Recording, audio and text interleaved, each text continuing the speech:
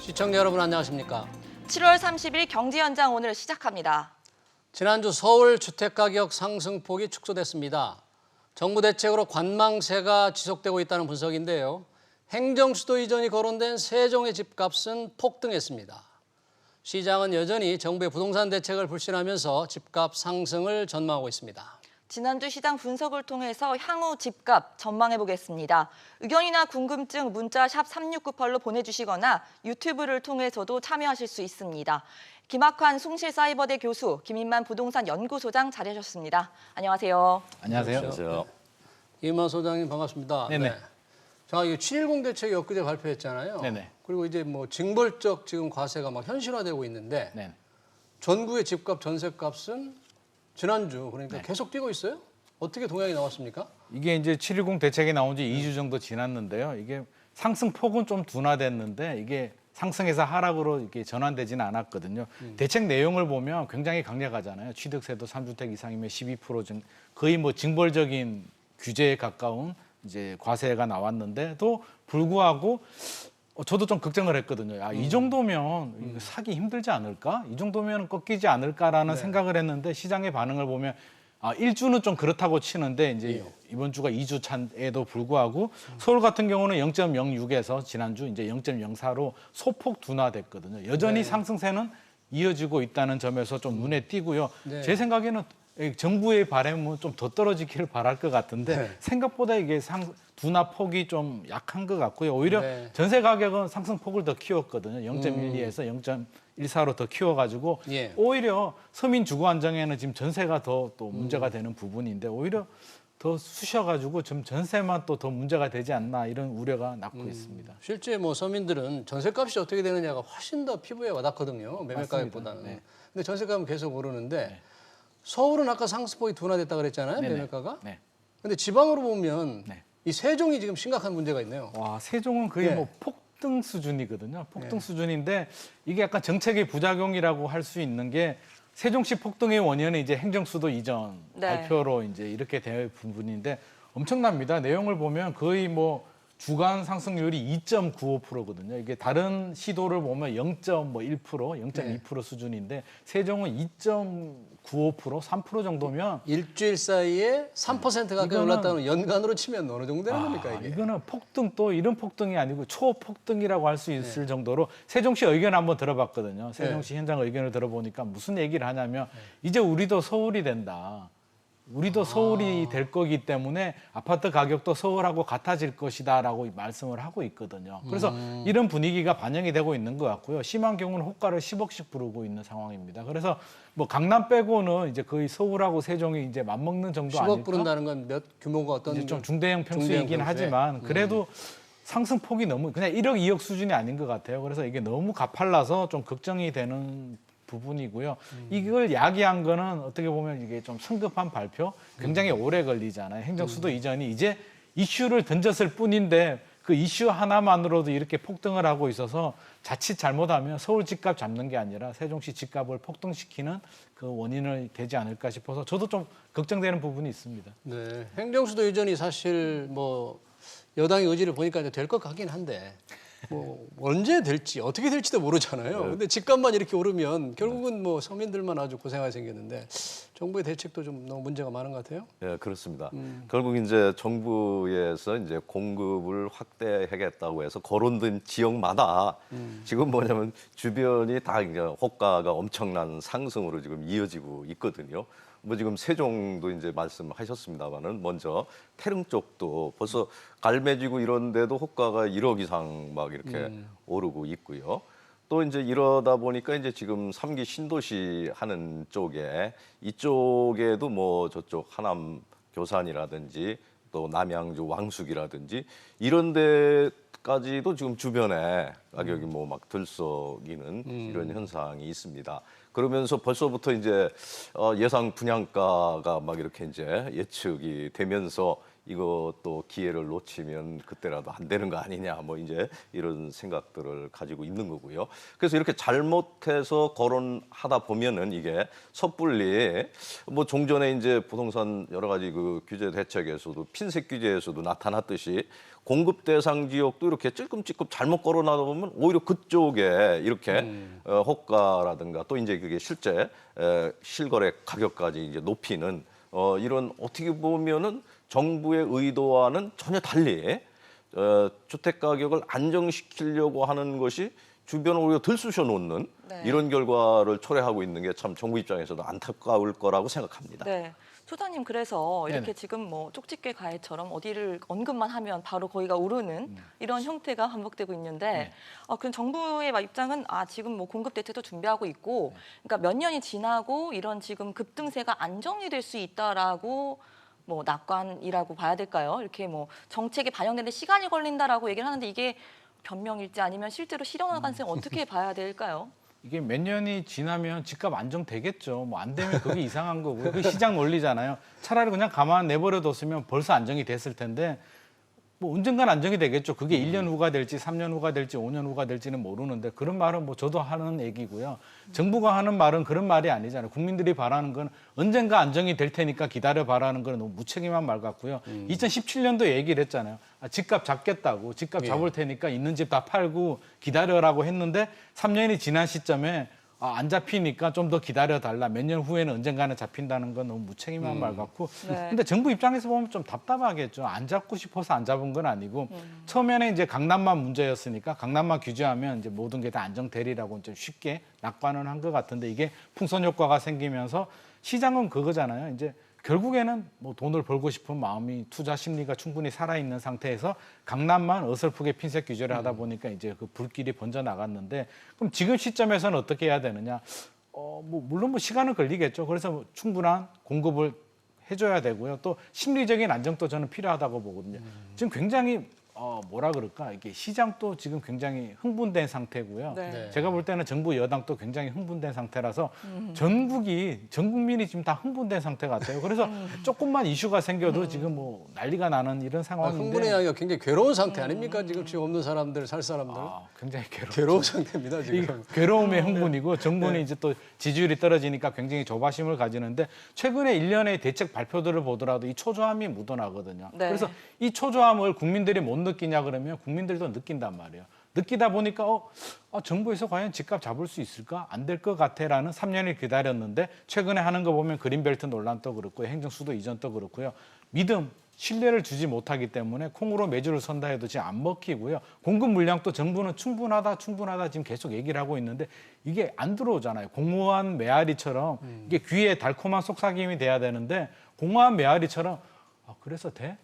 그래서 내가 내 집 마련 할 수 있는 거야. 나 못 할 것 같아. 이 초조함에 지금 연끌같이 모아서 그냥 내 집 마련 무리하게 하는 거거든요. 그래서 좀 심리적인 안정도 필요한데 오히려 정부가 더 불안감을 좀 조성하지 않나. 임대차 3법 과정도 그렇고요. 그래서 저는 이런 면에서는 정부도 좀 안정을 좀 찾으면서 차분하게 충분한 계획을 잡아서 장기적인 플랜 제시해주고 믿고 기다려달라는 시그널을 줘야 되는데 좀 너무 이게 성급하게 초조하게 움직이는 것 같습니다. 아까 소장님께서 세종시 동향을 보니까 세종시 사람들은 이제 우리가 행정중심 도시가 되면 우리가 서울이다. 그렇죠. 우리도 서울만큼 집값이 올라야 돼 이렇게 주장한다고 그러셨잖아요. 네네. 과연 그렇게 그러면 서울이 세종시가 서울처럼 계속 쭉 오를까요, 집값이? 지금은 최대 개발 호재를 만났잖아요. 세종시 입장에서는 아니 대한민국에 서울보다 더 좋은 도시는 있을 수가 없는데 청와대하고 국회가 이전하고 서울처럼 된다라고 하니까 뭐 개발 호재라는 게 그거잖아요. 시장 분위기가 살아 있을 때에는 뭐 주민센터가 생겨도 개발 호재라고 하는 마당에 수도가 된다는데 그걸 개발 호재라고 안 할 사람은 없을 것이고요. 저는 정부가 발표될 때 당연히 예상이 됐던 결과들이잖아요. 그래서 신중하게 발표를 했어야 되고 발표될 때는 이런 부작용들, 호가가 상승되고 투기 수요가 들어가는 이걸 어떻게 예방할 것인가에 대한 추가 보완 대책도 필요한데 그런 거 없이 그냥 툭 던져버리고 720 대책도 그렇잖아요. 1주택자들이 이제 막 반발을 하고 피해를 네. 보게 되니까 이제 와서 후속 대책, 뭐 1주택자들 재산세를 뭐 낮춰주는 대책을 마련한다는데 720 대책을 만들 때 이런 내용들이 다 포함됐어야만에도 불구하고 하나 내고 저는 이런 생각도 들어요. 이게 대책 내는 게 이게 실적에 이게 포함이 돼서 대책을 많이 내면 이게 고가를 높게 받나? 오죽하면 이런 생각이 들 정도로 대책 많이 내는 게 좋은가? 이런 생각이 들 정도로. 정부는 대책을 22번 냈다고 생각하지 않고 5번 냈다고 그랬습니다. 5번밖에 안 냈습니다. 정부 주장으로. 이런 식으로 가면 한 30번 금방 올해 안에 넘을 것 같은데 정부는 6번 뭐 이렇게 이야기할 것 같습니다. 네. 소장님 말씀하셨는데 교수님 그러면 원래 다주택자를 잡겠다 해가지고 또 7.10 대책 나왔던 건데 지금 현상을 보면 세종시든 서울이든 똘똘한 한 채를 갖겠다고 네. 이른바 패닉 바잉이 일어나고 있는 네, 거잖아요. 네. 그렇다면 뭐 결과적으로 이 똘똘한 채 선호 가속화가 사실은 정부의 의중이 아니라 오히려 집값을 올릴 수도 있지 않을까라는 생각이 드는데 언제쯤 이 패닉 바잉 같은 현상이 좀 수그러들 수 있다고 보세요? 그래서 이제 역시 이 부분은 이제 뭐 공급이라든가 이제 어느 정도 이제 주택 가격이 좀 안정화됐을 때 이제 그런 패닉 현상이 이제 진정될 수는 있을 것 같은데요. 사실은 뭐 이 이전에도 서울 쪽에 똘똘한 한 채를 가져야 된다라고 하는 거, 특히 이제 지방에서 좀 이제 이렇게 자금력이 있고 한 이런 사람들이 서울 쪽에 많이 이렇게 수요를 가지고 이제 강남 쪽에 몰렸습니다만은 요즘은 이제 강남뿐만 아니라 이제 강남 이외의 지역이라도 우선 한 채 괜찮은 거 네. 마련하겠다라는 이제 이런 인식을 하고 있는 것 같습니다. 뭐냐면 이제 특히 규제 내용이 보면은 다주택자에 대해서 규제를 하니까 이게 마치 이주택도 이제 다주택자로서 이게 투기 세력이 있냐 이렇게 돼버리니까 네. 그럴 바에는 정말 똘똘한 거 한 채를 더 선호하려고 하게 되겠죠. 네. 또 이런 이제 분위기가 또 확산되다 보니까 네. 이제 지금 뭐냐면 뭐 가격 상승률은 둔화됐다고는 하지만은 여전히 아직 멈춘 건 아닙니다. 이러다 보니까 특히 이제 2030이나 이런 세대들도 지금 내가 빨리 잡지 못하면 열차에 올라타지 못하면 이건 이제 영영 뒤진다, 낙오된다.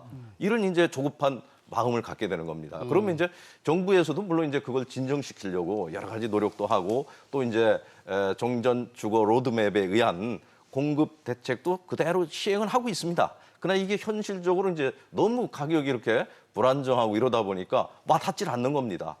그래서 뭐 심리적으로 불안하니까 우선 지금 예를 들면 아파트 아닌 단독주택이나 또는 오피스텔이나 뭐 이런 데 사는 사람들도 여기서 아니고 빨리 내가 좀 더 질 좋은 아파트 쪽에 주거를 마련해야 되겠다. 그래야지 이게 뭐냐면 재테크도 되고 이렇게 현실적으로 돼가고 나니까 그런 불안한 상태가 가시지 않는 거고 정부에서는 안정시키려고 하더라도 이미 확산된 그런 것이 실감이 되지 않으니까 진정이 안 되는 상태라고 볼 수 있겠습니다. 지금 그 임대차 보호법이 지금 막 국회 본회의를 통과했거든요. 네네. 이제 계약갱신 청구권이 보장이 되고 5% 전월가 상한제도 시행이 됐는데 그럼 김현미 국토부 장관이 이제 안정될 거다 이렇게 얘기했지 않습니까? 당장은 법대로 안정될 수밖에 없잖아요. 이미 그 전에는 많이 오르지만 네. 5%밖에 못 올리잖아요. 결국에는 이제 안정이 되는데 되겠죠. 네. 4년 후 갱신 이후에 만약에 왕창 올린다면 이게 안정세를 뒤로 지금 당겨놓은 것밖에 안 되는 실제로는 또 4년 후에 왕창 오르는 그래서 조삼모사 아닌가 이런 지적도 있던데 소장님은 어떻게 보십니까? 조삼모사 맞고요. 뭐 4년 후에 아니 바보 아닌 이상 4년 후에 올려야죠. 제가 집주인이라도 네. 더 올리는 게 아니라 시세가 있는데 시세만큼 못 올리는 게 이상한 거고 당연히 올려야 되는데 저는 개인적으로 2+2가 됐잖아요. 계약갱신 청구권이. 그래서 저는 바람직하다. 2+2는 바람직하다라고 보는 게 전세 사시는 입장에서 보면 2년 굉장히 짧잖아요. 계약하고 돌아서면 2년이고요. 만기 1에서 6개월 전에는 통보하도록 되어 있는데 그러면 계약하고 마음 편하게 사는 기간이 1년 6개월밖에 안 되는데 너무 짧잖아요. 그래서 뭐 집주인 입장에서도 이제 이사 많이 하게 되면 집도 이제 노후화가 되니까 4년 늘려주는 거는 맞는데 문제는 뭐냐면 전 절차하고 이제 소급 과정에서 소급을 적용했다는 부분에서 좀 문제를 제기하고 싶은 게 절차 과정에서도 국민들이 바라볼 때는 야, 이거 제대로 검토한 거 맞아? 예. 이게 어떻게 보면 공급 대책보다도 더 우리가 체감할 수 있는 실질적인 가장 민감한 대책인데 이걸 엄청난 이렇게 대책인 거죠 이게. 이렇게 예. 졸속으로 급하게 며칠 만에 이렇게 통과를 시켜? 이거 제대로 한 거 맞아라는 신뢰심에 의구심을 가질 수밖에 없고요. 또 소급 적용의 문제가 뭐 지금 계약을 하고 있는 상태인데 이걸 소급 적용을 한다는 거잖아요. 그러면 그렇죠. 예를 들어서 올 10월 달에 계약 만기인데 나는 못 올려. 그러면 결국에는 또 2년 후 이렇게 가게 되는데 이게 집주인들 입장에서는 굉장히 좀 사유재산 침해 열받고요. 사실 2년, 4년 기다려 줄 수는 있거든요. 이게 2년 지나고 올릴 거를 2년 더 기다린다고 해서 전세 끼고 투자하시는 분들의 목적은 시세 차익이지 전세금 인상은 아니거든요. 전세금 인상은 시세가 올라가 주니까 그냥 전세금 올려주는 건데 네. 이걸 정부에서 강제로 막아버리니까 오기도 생기는 것이고요. 자, 4년이 지났을 때 두고 보자.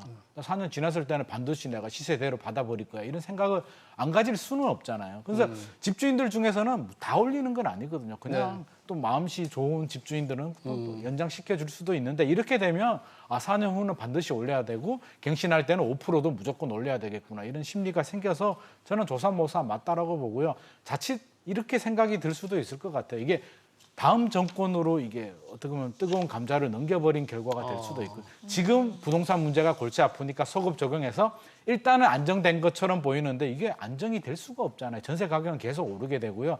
서민 입장에서도 자칫 잘못하면 진짜 서민 주거 안정이 된 것처럼 착각하다가 4년 후에 인상 폭탄 맞을 수도 있기 때문에 이런 점은 좀 감안해서 그냥 넉놓고 있지 말고 저는 내 집 마련 전략도 충분히 생각을 해야 된다고 생각합니다. 김현미 장관이 이제 그런 얘기를 했어요. 이 계약갱신 청구권 제도가 이미 다른 나라에서 잘 정착이 되고 있다. 그러니까 우리나라도 가격 안정에 기여할 것이다. 이렇게 얘기를 했는데 선진국과 비교했을 때, 다른 나라 비교했을 때 어떻습니까? 우리 제도가. 예, 물론 이제 선진국에서는 이제 존속 기간이 좀 장기적으로 돼 있는 이런 나라들도 있습니다. 그리고 이제 이게 사실은 이제 이번에 그 계약갱신 요구권 같은 경우는 사실 우리 경우에도 이제 상가 건물 임대차 보호법에서 도입이 됐죠. 근데 이제 그것도 최장을 5년에서 이제 10년으로 이렇게 존속 기간을 늘렸지 않습니까? 그래서 이제 이거를 이제 주택 임대차의 경우에도 이제 도입을 한 거라고 볼 수 있는데 그런 점에서 보면 이제 존속 기간이 이제 어느 정도 보장됨으로 인해서 안정적인 주거는 이루어질 수 있습니다.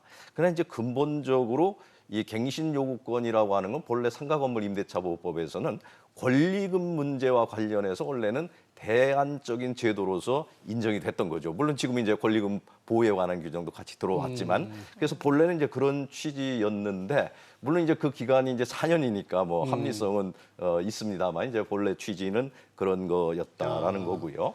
그다음에 이제 여기에 더해가지고 이제 또 지금 이제 전월세 그 상한제 물론 이제 뭐 전월세 거래 신고하는 거에 이제 여러 가지 긍정적인 측면이 있고 이걸 활용하는 정책적 효과도 이제 여러 가지 또 있습니다만은 특별히 뭐 큰 이론은 없다라고 생각이 됩니다. 그러나 이 전월세 이와 같은 그 상한제까지 하고 그 다음에 이제 이렇게 갱신 요구권까지 인정이 되고 또 여기에다가 뭐냐면 임대 이와 같은 그 사업자에 대한 어떤 규제가 계속해서 강화되고 이러면 이게 과연 이제 저는 우려가 되는 게 이제 물론 일시적으로 이제 이 시행에 따른 이제 아까 같이 전월세 가격 상승 우려도 있지만 보다 더 장기적으로 볼 때는 민간에 의한 주택 공급이라고 하는 것이 이게 축소될 가능성이 있지 않겠는가? 이러면 저부터도 이게 굳이 뭐냐면 주택 임대 사업자로 등록해가지고 이렇게 좀 임대해서 안정적인 여기서 캐시플로우를 가져오고 하는 거 이런 게 상당히 어렵지 않겠는가 하는 거죠. 그러면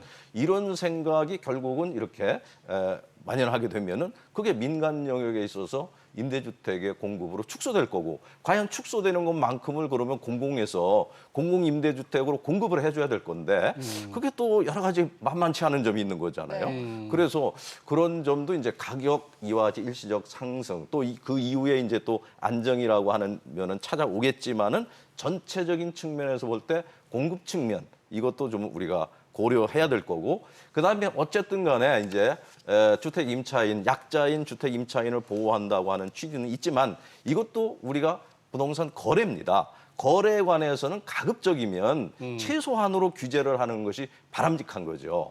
그런데 이거는 좀 이런 것까지 여러 가지 종합 패키지적인 성격의 규제를 생각할 때는 과도한 거래 규제가 아닌가 하는 이런 측면도 있습니다. 소장님, 지금 교수님 말씀하셨는 부분 중에서 이렇게 임차인들이 뭐 들어오기가 이제 임차인이 보호하려고 만들었는데 임차인이 한마디로 전세 물건을 찾지 못해가지고 특히 저소득층 같은 경우는 한동안 집을 못 찾아서 월세 살이를 해야 되는 부작용이 있을 수 있단 말이죠. 네. 이런 어떤 부작용적인 측면이 혹시 기간이 어느 정도 갈 것 같습니까? 이게 단기적으로는 한 6개월 정도 뭐 시행착오도 있고 지금 당장은 전세가 씨가 마르고 있고 가격도 오르고 네. 있잖아요. 그래서 당장 부작용이 생길 수밖에 없고요. 한 1년 정도 지나면 안정은 찾겠지만 교수님 말씀하신 것처럼 중장기적으로는 전세 물량, 임대 물량 감소는 뭐 불가피한 현상 같습니다. 이게 제가 임대인이라도 이 규제만 있는 게 아니잖아요. 임대차 3법만 있으면 또 괜찮은데 각종 종합부동산세, 양도세 규제 모든 규제가 지금 다 종합 선물 세트처럼 들어가 있는데 결국에는 이제 임대인들은 판단할 거란 말이에요. 다주택자들이 집값 상승의 주범이냐라고 했을 때 저는 바라보는 관점이 좀 다른 게 다주택자들이 집을 여러 채 사서 내가 별장으로 사용하는 게 아니잖아요. 결국에는 민간 임대로 네. 돌려주는 민간 임대 사업자인데 전 세계 어디를 보더라도 모든 사람이 집을 하나씩 가지는 거는 불가능하잖아요. 6대4 정도 비율로 자가 보유율이 한 60% 정도 되잖아요. 우리나라도 그 정도고 미국도 60%대인데 결국에는 6대4 정도 비율로 자가와 임대가 뒤섞여 있는 게 지극히 정상적인 흐름이라고 본다면 모든 사람이 집을 가질 수는 없다. 그러면 집주인이 있고 누군가는 임대 물량을 공급해주는 사람이 있어야 되는데 이걸 인위적으로 이렇게 규제를 했을 때는 왜곡이 생기는 것이고 저는 결국에는 서민들이 또 피해를 본다. 왜냐하면 역사적으로 봐도 그렇고요. 가진 자들이 이렇게 피해 보는 것보다 못 가진 자들이 피해 보는 경우들이 훨씬 더 많았거든요. 그래서 전세가 월세나 이런 걸 전환 속도가 얼마나 굉장히 빨라질까요? 이 기회에 오히려 또 더 빨라질 수도 있죠. 집주인들도 이제 판단을 하겠죠. 내가 전세를 계속 두는 게 유리하냐, 4년 후에 올리는 게 유리하냐, 4년 후에도 전세금 올리는 게 유리할까, 아니면 이 기회에 그냥 저금리인데 월세로 바꿔버릴까 이렇게 생각하는데 월세로 바꾸게 되면 결국에는 또 서민들이 피해를 보잖아요. 월세 내는 게 이게 주거 비용이 더 늘어나게 되는데 전세가 얼마나 좋은 제도입니까? 이게 세금 네. 안 내고 집값의 절반 정도로 거주할 수 있는 굉장히 좋은 제도인데 오히려 이렇게 과도한 규제가 오히려 전세의 축소를 야기시키지 않을까 싶어서 또 걱정되는 부분도 있습니다. 그런 측면에서 볼 때는 이제 정부가 공급 물량을 확대하겠다. 네. 원래는 이제 이번 주에 나와야 되는데 네. 좀 미뤄졌잖아요. 네네. 소장님 보시기에는 뭔가 지금 합의가 안 되는 부분이 있는 거죠. 의견이 지금 틀어지는 부분이 있는데 왜 공급 물량 확대 방안이 좀 늦어진 것 같습니까? 이게 이제 만만하지 않는 문제가 이제 공급 대책인데 결국에는 이제 공급에서 또 해결을 찾아야 되는데 답을 찾아야 되는데 그린벨트가 맡겼잖아요. 그린벨트 논란이 있다가 가장 손쉬운 방법이 그린벨트였는데 그린벨트 쉽잖아요. 그냥 풀어가지고 아파트 지어버리면 되는데 뭐 여론도 안 좋고 뭐 정부 여당 내에서도 반발이 있어서 무산이 되고 남은 방법이 이제 정부에서는 안 한다라고 하다가 최근에 이제 방향 전환을 해서 그러면 도심의 용적률을 올려주겠다라고 했는데 이게 또 생각처럼 간단한 문제는 아니거든요. 도심의 용적률을 올려준다는 얘기는 재건축, 재개발의 정비 사업 용적률을 올려줘야 되는데 정부 생각은 그거죠. 용적률 우리가 법을 바꿔서 용도 전환해서 뭐 250%에서 500%, 1000% 올려주고 거기에 절반 정도를 공공 임대 아파트로 환수할게. 이론은 참 쉬운데 이게 현실성이 있을까라고 본다면 사유재산이잖아요. 재건축, 재개발.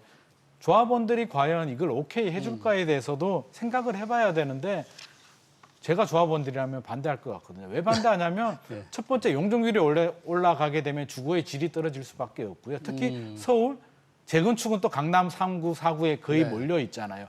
나는 고급 아파트를 원하는데 빽빽하게 들어선 그런 고밀도 아파트 원하지 않고 거기에 또 임대가 들어온다? 더 원하지 않게 되고 그러면 그걸 극복하기 위한 엄청난 인센티브를 정부에서 공급해 줘야 되는데 정부는 불로소득 환수하고 또 맞물리게 되죠. 네. 그래서 정부도 이 부분에 대해서 제가 볼 때는 결정을 못 내리는 것 같아요. 이게 그냥 하자니까 당연히 안 될 것 같고 인센티브를 주자니까 또 투기 세력들한테 불로소득을 인정해 주는 결과가 되고 이 문제가 제 생각에는 그렇게 간단한 문제가 아닐 것 같다는 생각은 듭니다. 그러니까 공급 물량을 확대해야 되는데 현실적으로 쉽지 않기 때문에 지금 구체안이 좀 나오는데 좀 더뎌지는 거죠. 네.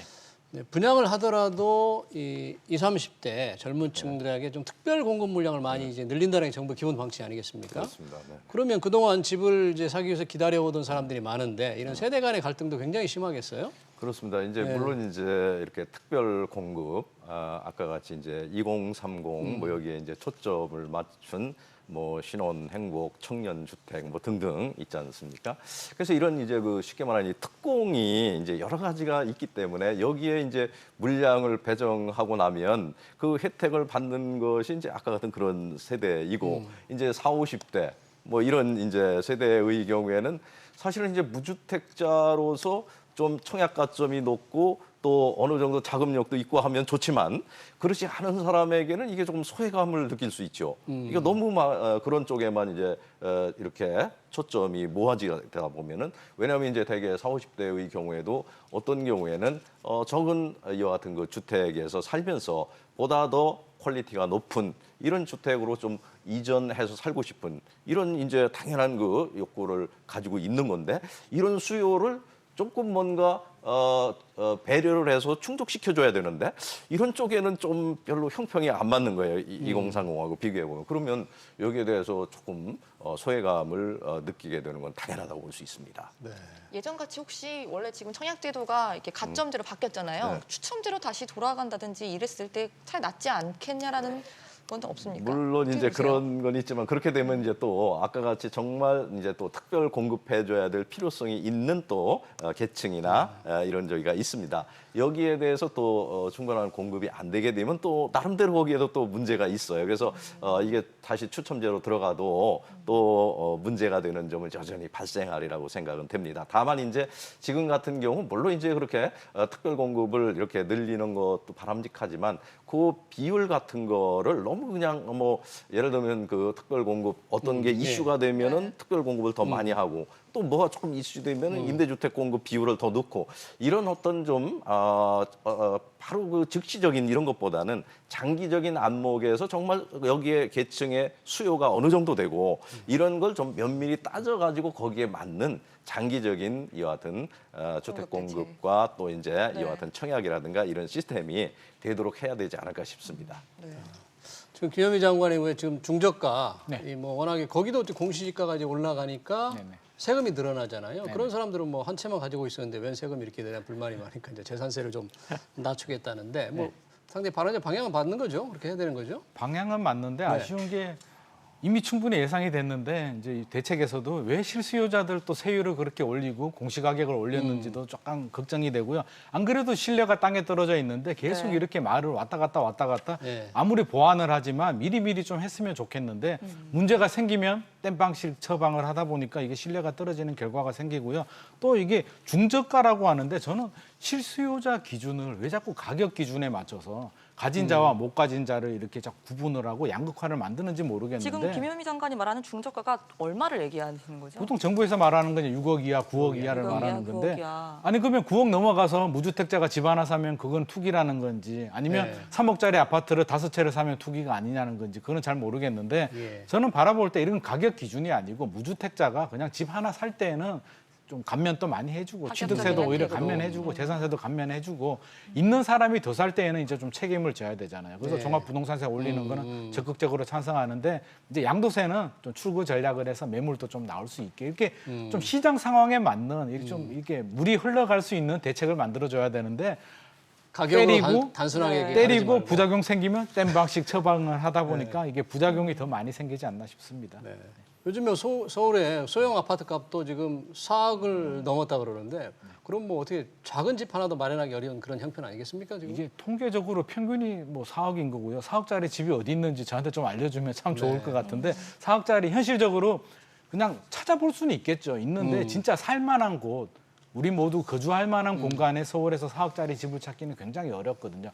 그것도 규제의 역설이잖아요. 자꾸 규제하다 보니까 투자 수요들이 밀려서 이제 6억 이하 집들까지 이렇게 올려버렸는데 이 부분도 이제 그런 기준이 아니었다면 처음부터 그냥 무주택자들이 살 수 있게 해주고 이런 규제를 했더라면 이렇게까지는 되지 않았을 텐데 좀 굉장히 안타깝고요. 결국 피해는 진짜 필요한 사람들, 3억, 4억 뭐 이런 집들이 필요한 사람들이 이런 가격이 올라감으로써 시가 말라버리는 부작용이 생기기 때문에 또 정책을 만들 때에도 이게 불로소득 환수도 좋지만 불로소득 환수보다 시장이 안정되는 뭐가 우선인지는 좀 생각을 해줬으면 좋겠습니다.